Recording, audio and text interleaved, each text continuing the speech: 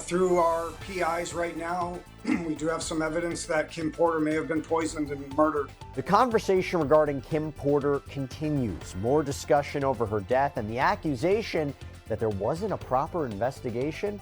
We're going to catch you up to speed on this aspect of the Sean Combs story and bring back on forensic death investigator Joseph Scott Morgan. The moment the truth cracks open, everything shifts. The figure at the center of it all, once proud, once dominant, once convinced nothing could shake. Since we've talked about Kim Porter, right? A key figure in the Sean Combs saga. And with the arrest and indictment of rapper, producer, media mogul Sean Diddy Combs on federal racketeering and sex trafficking charges, there is this renewed interest in all aspects of his life, all the people in his life. And that includes, of course, Kim Porter, Combs' ex-girlfriend, who tragically died in her Los Angeles home back in November of 2018. Officers reportedly found the 47-year-old unresponsive. She was pronounced dead. Now, initially, an autopsy was performed on Porter the next day, and according to the Los Angeles County Medical Examiner's Office, the cause of death was deferred pending additional tests. But then you fast forward to January 2019, and the office then concludes that she died of lobar pneumonia. So the manner of death was listed as natural as opposed to something like homicide. And she'd apparently gone into cardiac arrest. Now, it was reported that she had been battling flu-like symptoms in the days leading up to her death, that there were water bottles, sports drinks, Pedialyte that were found in her bedroom. Days after her death, Sean Combs commented publicly about Porter's death, writing on Instagram, "For the last 3 days, I've been trying to wake up out of this nightmare, but I haven't. I don't know what I'm going to do without you, baby. I miss you so much. Today I'm going to pay tribute to you. I'm going to try and find the words to explain our unexplainable relationship. We were more than best friends. We were more than soulmates. We were some other S. And I miss you so much. Super Black Love." Combs would reportedly tell Essence magazine the following year, "One night I was checking on her and she was like, 'Puffy, take care of my babies.' She actually said that to me before she died." Now, he's talked about Porter a lot over the years. For example, in 2023, Combs claimed that Porter was the inspiration behind his Love album, Off the Grid. He even dedicated a song to her. Now, despite all of this, there have been rumors. There have been unsubstantiated rumors about Kim Porter's death, about what actually happened. And remember, this is a couple that first started dating in the 90s. They had an on-again, off-again relationship. They went through a custody battle over Christian, the son that they had together. They reconciled. They have twin daughters together, Delilah Starr, Jesse James. Combs reportedly cheated on Porter, though. They broke up in 2007, but by all accounts, Porter and Combs seemed to remain close, to be on good terms as parents until her death. And by the way, a little side note, Porter was actually mentioned relatively recently in one of the sexual assault lawsuits that was filed against Sean Combs. This concerned April Lampros, and she claimed that one night in 1996, Combs had forced her and Porter to take ecstasy and have sex with each other as Combs watched and touched himself. And she said afterwards that Combs even invited her to Porter's birthday party. Now, Lampros would also allege that Porter got angry and was resentful of her and helped get her fired from the bar where Lampros was working. So it was really interesting to hear that. But like I said, there have been theories popping up, particularly on Reddit, about Porter's real cause of death, about whether or not she was killed. And one of those people who seems to believe that there is more to the story is Albie Shore. This is Porter's ex. His real name is Albert Joseph Brown. They shared a son together named Quincy. Well, after Combs' arrest on federal sex crimes charges, Brown posted on Instagram, "In a nutshell, Kimberly was allegedly taken from us because she was set on course to accomplish what Mrs. Relief as the voices they never expected to rise suddenly step into the light. The daughters, the ones who grew up in the shadows of an empire built on control, image, and relentless ambition. The ones who are always kept just close enough to appear loved, but far enough to remain silent. They arrive with revelations that tear through the illusions that held everything together for years. It starts quietly, a simple message, a simple statement. Yet behind that calm tone lies decades of pressure, confusion, emotional exhaustion, and buried memories pushing upward like a tidal wave. The daughters begin speaking, and the world immediately senses something is different. This isn't drama, gossip, or spectacle. This is truth. A steady, hard-heavy truth that carries more force than any external accusation ever could. The figure at the center tries to process it, tries to convince themselves it's a misunderstanding, a phase, a moment of rebellion. But the daughter, like Cassie Ventura did by igniting the bonfire, which brings us here today. Ventura, of course, is Combs' ex-girlfriend who filed that initial sexual assault, sex trafficking lawsuit against Sean Combs last year. It spiraled into multiple other lawsuits and arguably spiraled into these charges that he's now facing today. And Brown wrote, "I'm writing this post to formally request an investigation into an entire group of individuals who worked at or around the residence of Miss Kimberly Porter."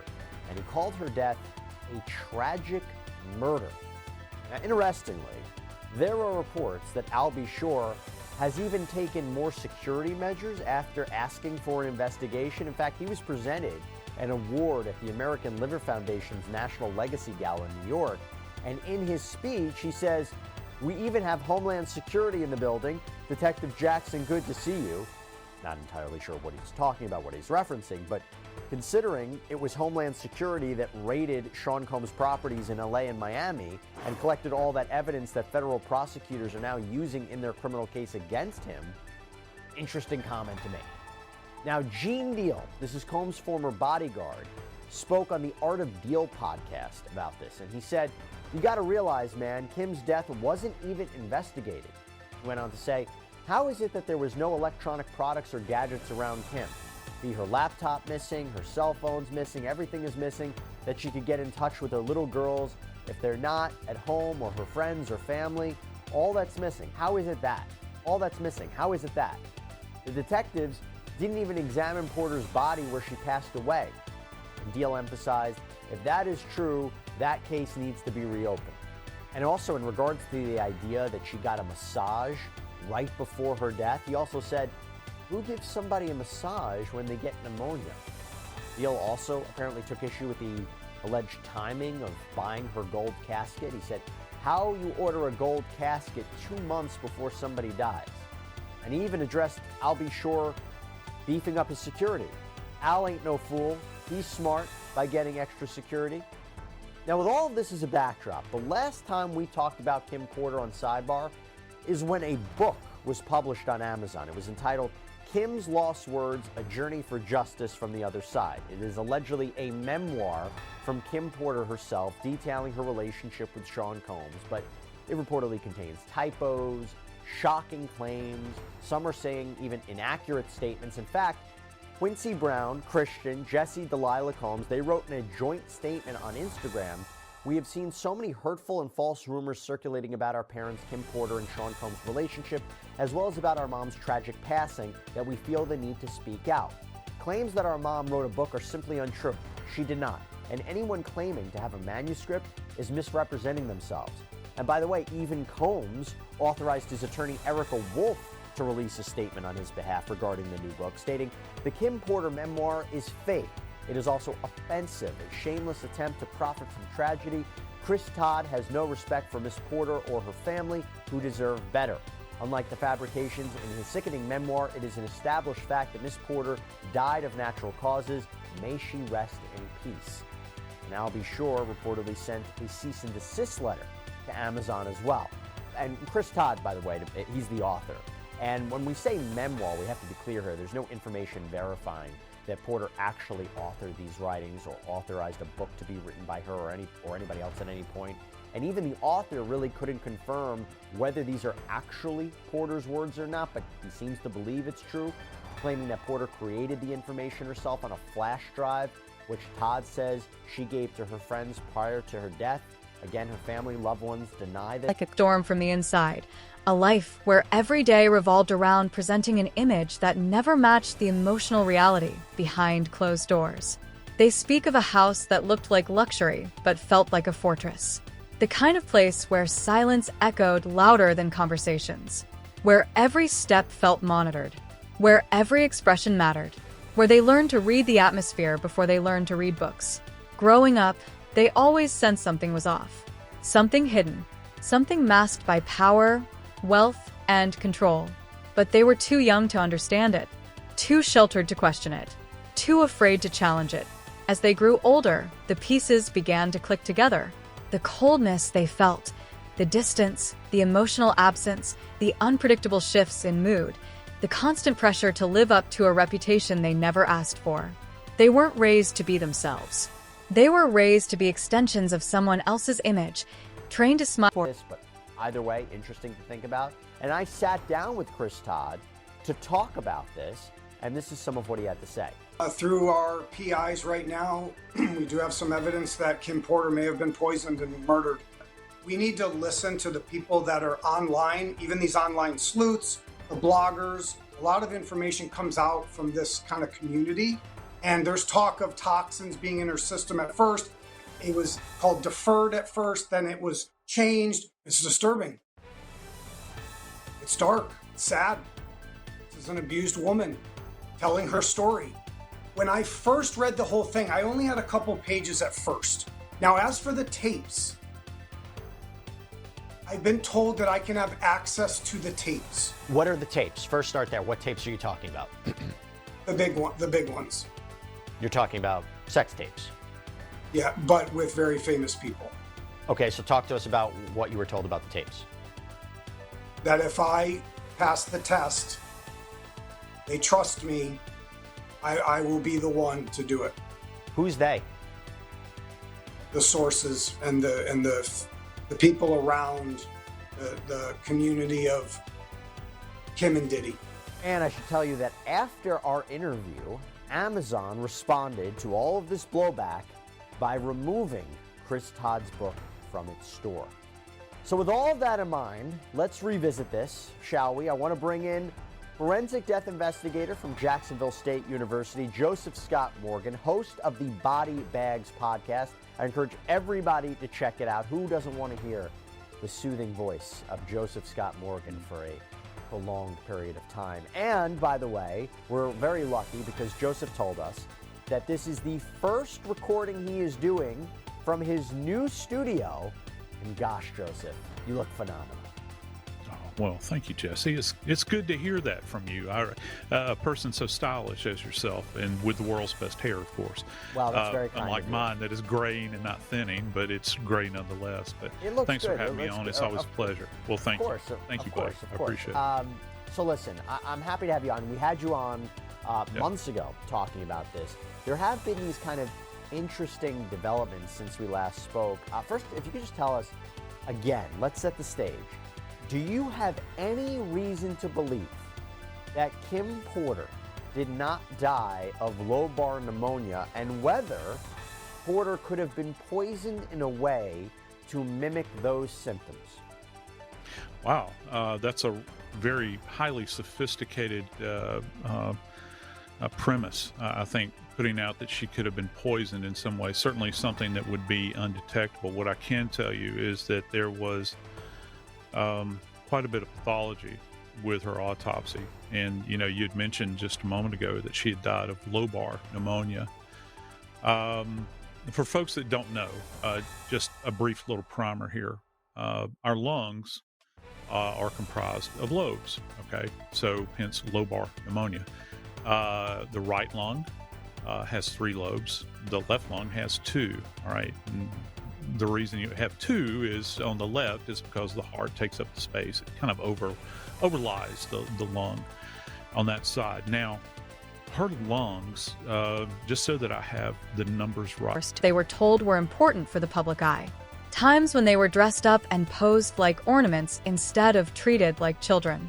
Every celebration felt rehearsed. Every vacation felt curated. Every moment that should have been genuine was instead crafted for cameras, audiences, or strategic relationships. But the shocking part of their story isn't the perfection. They've exposed that before. The real shock lies in what they reveal about the emotional world behind it all. They describe days when tension filled the house from morning to night. Days when they felt like they were walking on a tightrope stretched across a canyon. Days when a small mistake, a wrong tone, or a simple question could shift the entire energy of the place. They learned early that emotions weren't welcome, not theirs. At least vulnerability was not allowed unless it served the image. They cried quietly, laughed carefully, and spoke cautiously. One daughter recalls a moment that still lives in her vulnerable foreigners who don't speak English well, which again is not the case here. And they highlight how the only potentially comparable case in New York is where you had a retired police officer and a former judge who apparently hired women to have sex with a male fraternal group called the Jesters. But Combs' attorneys say, while there was no profit there, there's no profit here, there was sex trafficking of those prostitutes. That's what's different. Again, Combs was acquitted of sex trafficking in this case. And here's the main point, quote, moreover, the cases which involve defendants similarly situated to Mr. Combs have been released on bond pending sentencing. In reviewing the cases across the country where the primary or sole conviction was for a violation of 18 U.S.C. 2421, the defendants who were not charged with running a prostitution business have been released pending sentencing. And then Combs' attorneys make another argument for why Combs' conditions are exceptional. And it's about him being locked up at the MDC. They say that a district court judge in the Southern District in another case basically said how bad the MDC is. As Judge Furman noted, the state of affairs at MDC is unacceptable. In so noting, Judge Furman concluded that the conditions in the MDC qualify as exceptional reasons under the statute justifying, and this was the defendant in this case, Chavez's continuing release. Judge Furman found that the conditions at the MDC are, quote, dreadful in many respects, but three warrant particular emphasis. 1. Continued reports of inordinate periods of lockdown. 2. Claims that the facility provides inadequate and or substantially delayed necessary medical care, a particular risk in this case. And 3. General issues about the conditions at the facility. These conditions have not abated in Mr. Combs' detention at the facility. As the court is aware, during Mr. Combs' incarceration at the MDC, the facility was subject to an interagency suite that was designed to achieve our shared goal of maintaining a safe environment for both our employees and the incarcerated individuals housed at MDC Brooklyn. They're actually quoting what the rationale was. In other words, there is a significant issue at the MDC related to the safety of employees and incarcerated individuals that require outside law enforcement action from multiple agencies to address. Importantly, MDC, as a jail, has a significant law enforcement presence within its walls 24 hours per day that are equipped with investigatory and often unregulated authority. Thus, the requirement of outside law enforcement agencies to ensure safety within the MDC is an admission that serious violence, mayhem, and chaos is occurring within the MDC that requires more than a Band-Aid raid, but rather surgery. Indeed, we are aware of ongoing threats of violence and actual violence in the facility, such that Mr. Combs' safety is constantly at risk. And they go on to argue, though Mr. Combs has been a model inmate for his nearly year-long period of confinement, the violent conditions are still very much a concern for Mr. Combs and is an unnecessary confinement risk given the clear precedent of multiple similarly situated Mann Act convictions where defendants were released on conditions. Now, the government, by the way, would probably disagree with that statement of him being a model inmate. Remember when they accused Combs of trying to arrange three-way phone calls and buying the use of other inmates' phone privileges to try to make sure the government wasn't listening in, that he was having these private conversations, that he was allegedly trying to contact witnesses in the case, that he allegedly orchestrated a birth for hours, wondering if her feelings were invisible, wondering if she was invisible, wondering why love in that house felt conditional, strategic, and distant. Their voices shake slightly when they speak of the pressure, the expectation to be perfect, polished, flawless, to never embarrass the image, to never reveal weakness, to never question the rules. They constantly heard about how lucky they were, how privileged their lives were, how grateful they should be. But gratitude becomes suffocation when you're never allowed to feel anything else. The daughters explain how emotional neglect doesn't break you all at once. It drains you slowly. It makes you doubt your own thoughts. It makes you bury your own needs. It makes you shrink your voice until you almost forget you have one. But eventually the truth pushes back. Eventually the silence becomes too heavy. Eventually the cracks become earthquakes. And so they speak. The industry panics the moment their statements circulate. People who once stood proudly beside the figure at the They campaigned to help his public image while he was locked up. So if we hear a government response, I'm sure they're going to say something about that. Then the defense highlights he's not a risk of flight, he's not a danger to the community, which, by the way, I think are real key points here. But they seem to echo a lot of the same arguments that they have already stated to the court. And remember, they haven't been successful in the past. That he voluntarily came to New York last year to surrender himself to authorities, that he gave up his passport to his attorneys 6 months before his arrest, paid off his mortgage on his Miami home so it was free and clear for him to stay at while out on bond. He was just acquitted of the most serious charges that he was facing, which, by the way, carried decades, if not life in prison. That he's not a risk of flight. That's the basic argument.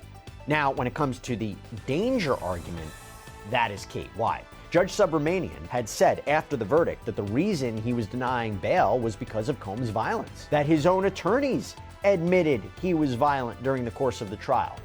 Well, here is what Combs' defense attorneys argue about that. Quote, the court noted that the defense admitted a history of domestic violence as to Miss Ventura and that he struck Jane twice in June 2024. However, we strenuously object that Mr. Combs poses a danger to the community, aside from a single instance on June 18, 2024, where Mr. Combs was provoked by Jane through her own acts of violence. There was no evidence of any acts of violence in the last 7 years. Indeed, the jury notably rejected the government's argument that the June 2024 incident constituted coercion when it acquitted Mr. Combs of the sex trafficking charge.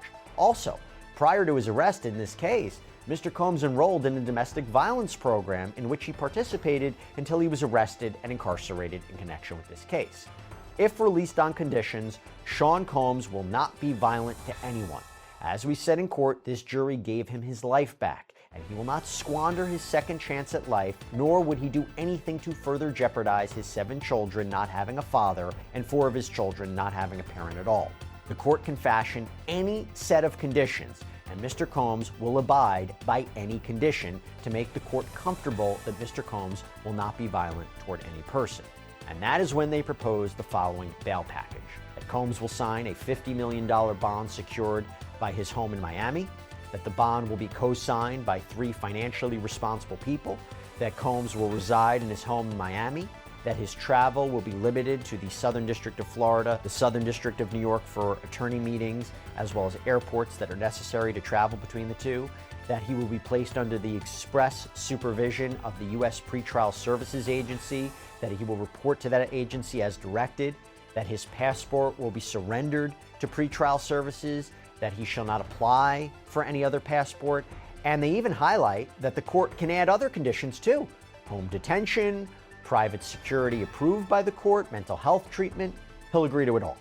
Now, let me tell you, we kind of previewed that this all would happen, this argument would happen, this new bail package would be presented when we spoke a few weeks ago to renowned bail bondsman, to the celebrities, by the way, to the stars, Ira Judelson, who apparently had been working with Combs' team behind the scenes on working to secure his release. Here's what he said about a new package after the verdict. When Mark reached out to me afterwards, we started thinking about putting another bail package together. And what is that bail package and by the way, is this a bail package that you think could be submitted again even after the judge just denied bail? Well, the judge denied bail based on the statute, and the statute stated a certain amount of information that part of the Mann Act that, was not eligible for bail. There are certain circumstances that advisors, associates, and longtime allies try to calculate the damage because revelations from the inside, especially from the children, aren't just emotional blows. They are seismic hits that no amount of PR can clean up. Meanwhile, the figure at the center sits in disbelief. Utter disbelief, not because the revelations are false, but because they never believed the daughters would speak. They believed loyalty was permanent. Silence was guaranteed. Control was everlasting. They never imagined the very people they shaped would become the ones to dismantle everything. The daughters continue revealing the emotional cost of growing up in a world where their lives were planned, scheduled, branded. They talk about the isolation, about being kept away from normal friendships, normal experiences, normal childhood moments. They grew up surrounded by people, yet constantly felt alone.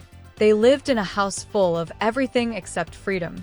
They speak of the confusion they felt as teenagers when they started seeing the content. Was one of 2 black TV networks in the United States. So in all, the defense is hoping the judge sentences him to a 14-month sentence, meaning if the judge sides with him, it's likely he could be out of jail before the holidays. As of this recording, though, prosecutors haven't submitted their recommendations for his sentencing, but they've previously said that he has an extreme history of violence and that the attempts to minimize his conduct show he's still very dangerous. So that was a lot, right? A lot of legalese, a lot of pages to go through. So let's break it down further with none other than criminal defense attorney Safa Robinson-Ferrer. Safa, always great to see you, and thanks so much for joining me. Let's take a little step back. It's almost sentencing time for Diddy. He needs support. The defense sent a bunch of letters, some including from Young Miami, Dallas Austin, Stevie J, the mothers of his daughters Love and Chance, his mom, his sister, all of his kids minus the youngest one. But what did you make of the letters of support? Not surprised to see letters of support here. That's actually pretty typical as sentencing is about to commence, or shortly, at least a week or 2 before the sentencing commences. And a lot of times defendants and clients will submit letters that are on behalf of family members and loved ones, giving a clearer picture to the judge as to who this person is generally, or who this person is and what they mean to their family and their loved ones. And that's a part of what we call a mitigation or sentencing memorandum that goes to the court in order to get a lesser sentence, or to give the judge an idea of, this is a good guy, you know, mistakes happen or bad things happen, but he's been reformed, rehabilitated, and we as his family need him back. And are you surprised more famous faces didn't come front and center to possibly also voice their support in favor of Diddy? I was surprised to only kind of see really the 3 standout names being Dallas Austin, Young Miami, and Stevie J, at least to me. But are you surprised other famous faces didn't also voice their support through letters, like maybe Ye, who attended the court that one day? I'm actually not too surprised that we haven't heard more from some of the other celebrities, because I think that anybody with a pretty sound PR team is going to tell them to stay far away from this and to not give any opinions of it. I am kind of surprised that we haven't heard anything from Ye, but you know, that's his prerogative. Of course, he has shown his support throughout the trial, and anybody who is willing and wants to support Mr. Combs through the sentencing phase and provide a memorandum or a letter, then they're able to do that. But I think, considering what the defense has provided to the court, there have been significant amounts of letters and things of that nature that the judge can go off of to get another side of Mr. Combs, maybe different from what the judge has heard at trial. Do you think any of the letters kind of swayed maybe even your opinion in terms of what we heard at trial versus kind of the aftermath, even, you know, before the trial began, that made you change your opinion in any type of way? I kind of felt like everything just felt kind of repetitive a little bit. I think the most captivating letter that I got a chance to view was his mother's, and she makes a very good point. She's an 85-year-old woman, or in her mid-80s. She doesn't know how much time she has left on this earth. And so one of the things that I think is important and what really spoke to me and would probably speak to the judge is wanting the ability to spend the end of her life with her, granting them the ability to reconcile their relationship outside of him being incarcerated, also granting the ability for the family to essentially be reunited and to satisfy this mother's wishes of having her son reunited with his children, her grandchildren, so that they can heal, move forward, and spend Emotional presence at home. How fame never filled the void created by emotional absence. The daughters also speak of the turning point, the moment they realized they had to choose between protecting the image or protecting themselves. They chose themselves. It wasn't sudden. It wasn't impulsive. It was the result of years of internal battles, years of quiet pain, years of watching themselves slowly fade into versions of people they didn't want to become. Their breaking point wasn't anger, it was clarity. They describe a moment when they looked in the mirror and didn't recognize the person they saw. Not because of appearance, but because of the exhaustion behind their eyes. They knew their silence was no longer an act of loyalty. It was a wound they kept reopening. And so they decided to speak calmly, honestly, fearlessly. As they share their revelations, the world sees them not as victims, but as survivors. People who finally reclaimed their voices after living in an environment where their emotions were dismissed, minimized, or ignored. The daughters speak not to destroy, but to heal, not to humiliate, but to free themselves from years of emotional weight. The figure at the center watches their empire tremble. Opportunities evaporate. Partnerships freeze, supporters disappear, reputation fractures. The disbelief turns into panic, then frustration, then helplessness. Because there's no defense against the truth when it comes from the people who lived it. There's no spin strong enough to reverse an emotional reality revealed by the ones who experienced it firsthand. The daughters' voices become a force, steady, undeniable, transformative. They shatter illusions many believed for years. They expose the emotional cracks hidden beneath a polished life. And in doing so, they force the world to confront how often power disguises absence, how often wealth masks wounds, how often images are used to hide emotional truths.